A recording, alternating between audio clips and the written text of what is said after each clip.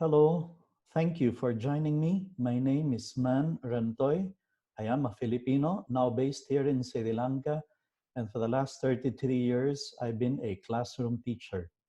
Today, I would like to share with you some ideas I've been able to pick up along the way in my years of dealing with families in high school and college. The urgency of character formation, indeed, is something that is very relevant and very important given the kind of environment the young people today are growing up in. Sometimes we tend to think that this is an environment that fosters selfishness. It's an all about me world that the young people are growing up in. There is what we now call the pageantry of vanity, where some people measure dignity, importance, value of a human being based on the number of likes and shares and comments that they receive, based on the number of followers that they have in YouTube, in Facebook, in Instagram. Historically, researchers describe this environment as probably the most pernicious, insidious, and clandestine in the way it tries to manipulate mindsets. Imagine a kid today growing up. Here are the assaults, challenges he or she has to contend with, many of which we did not experience during our generation. There is, for example, addiction to video games. Then there is violence in media. A research in the United States says by the time a kid turns 13, he would have witnessed 18,000 murders from movies, from television shows, from video games. Then there is a prevalence of pornography, and even a kid of 6 or 7 can be subjected to the most gruesome, harmful pornographic images in the internet at a few clicks here and there. Then there is materialism and hedonism brought about by their exposure to hundreds of hours of screen time. And that's not all.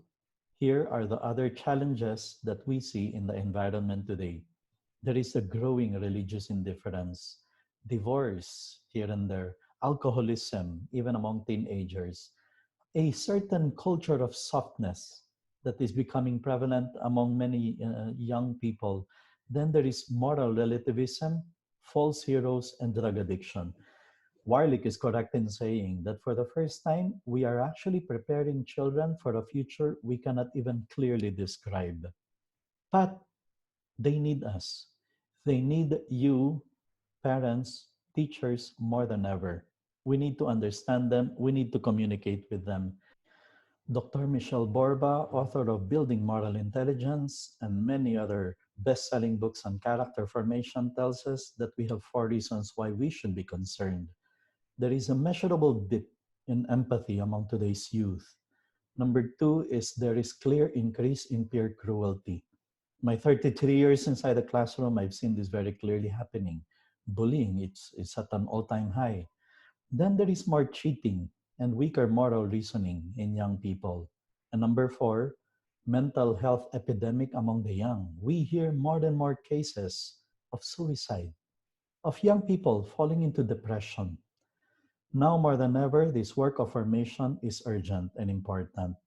Michele Borba tells us enhancing moral intelligence is our best hope to get the young people on the right course so that they act and think right. We are dealing with a unique generation of young people immersed in technology. Young people who do not know a world without computer, without cell phone. You can have a kid today growing up and he has his own cell phone. He has his own gadget at such a young age. He didn't work hard for that. He didn't have to save up from his salary to be able to buy his first cell phone, and yet he is able to get it. So we have kids today growing up with a certain sense of entitlement. Young kids thinking they have the right to the gadget, they should have their own gadget, and it has to be the latest one because of the kind of environment they're growing up in. In many places today, the iPad has become the new nanny. You want him to be quiet, you give him the iPad. Here's a very important message. This tablet is here to stay. That gadget, that iPad is just going to become brighter, lighter, cheaper, more powerful, more apps, more colorful. but it is not going to go away. Our job, therefore, is to make sure that this young kid today grows up to be in control of technology and not the other way around. As what is happening in many places today, it's technology that is actually controlling the young kids. Well, we need to teach character among the young people. We do it through our example, through our direction, through our verbal explanations. In the end, character is learned in the same way it has been learned in the past so many generations from the adults, from the example that we show them. They have to learn love from us. And we can replace love here with all the other values you can think of. They have to learn hard work from us. They have to learn professionalism from us, kindness, caring. It is not easy, but it is worthwhile. Here are some tips I can share with you from Dr. Michele Borba. First, commit to raising a moral child. Research tells us that parents who feel strongly about their kids turning out morally usually succeed because they commit themselves to that effort. If you really want to raise a moral child, then make a personal commitment to raise one and do not stop until he does. Here's the next one. Be a strong moral example. We've heard that cliche too many times in the past. Values are caught, not taught. And it's a good news actually for us that in spite of the new generation of young kids growing up today in a very different environment, they still learn character in very much the same way through the powerful example of our life. Each day, parents should ask yourselves, if my child had only my behavior to watch, what example would he catch? Here's the next tip from Michele Borba. Know your beliefs and share them. Because the opposite of what you believe in, the opposite of the values that you hold dear, they are what the young kids today hear in music, in the videos, in television, in the internet. Let us not lose by default. Always, at all times, expect moral behavior. And the young kids should hear this very often from us, constantly, consistently. We can, for example, think about the following. How do I act in front of my kids when the day is hard and my patience is lacking? How do I control my own anger and stress? In the middle of an argument, am I able to stop and say, let's stay calm?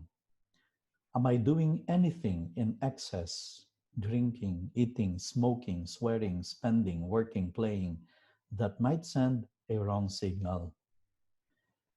Or because we are talking here of digital natives, the generation of uh, technologically immersed young people, can we focus on conversation without having to check our phone every few minutes? And can we handle the pressure related to owning the latest gadgets? Now I'd like to share with you Dr. Thomas Lickona's Principles of Raising Good Children. He's the author of Character Matters, which is one of the landmark books in the field of character building. Here's his principle number one. Know what good character is and make character development a high priority. I spent my last 10 years going around the Philippines, being able to reach out to more than 40,000 teachers and parents, telling them to make character formation a top priority. It's worthwhile and it's important. We should be asking ourselves questions like this. What will my kids be like when they are grown men and women? Will they be hardworking and responsible? But going beyond merely the human successes, we should also be asking, will they make loving husbands and wives and capable mothers and fathers? How might my actions now affect those outcomes? Principle number two for Thomas Lickona is love the children, shown in four ways: affirmation, time, communication, and sacrifice. Principle number three is be an authoritative parent, not authoritarian, not permissive, but authoritative. Require them always to speak respectfully to you in what they say and in their tone of voice. Principle number 4, which is very much what we discussed earlier, teach by example, because young people learn more by what they see, by what they hear, by what they experience with the adults. That's why Thomas Lickona gives importance to those moral moments which our children remember. Principle number 5, teach them to manage the moral environment. It's very important that we, for example, have rules in the house about the use of technology, the cell phone, the television, the internet. Principle number 6, use direct teaching and questioning to develop conscience and moral reasoning. Practice what you preach, but don't forget to preach what you practice. Principle number 7, discipline wisely. Principle number 8, solve problems and conflicts fairly and with love. As sure as the sun will rise, there will be problems, there will be difficulties, there will be challenges. We need to know how to solve them fairly and with love.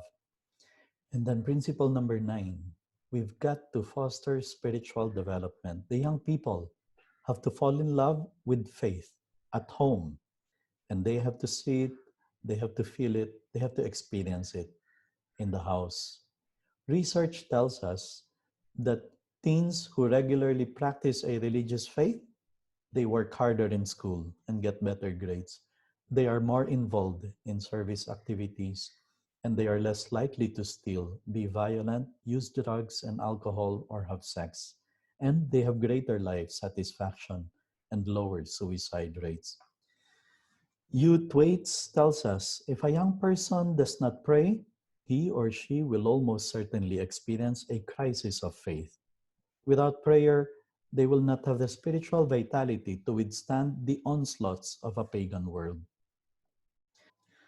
Now more than ever, character formation is urgent and important. This is the greatest task that is entrusted to the parents and to the educators of today. This digital generation, these digital natives, can grow up to be men and women of character if we work together in really raising a new generation of not just smart, but good people. The greatest legacy parents can leave behind their children is a strong conviction that I have to be a good person. And this is an exciting adventure. We look forward to seeing these young people eventually taking on the task of leading our society towards a brighter future.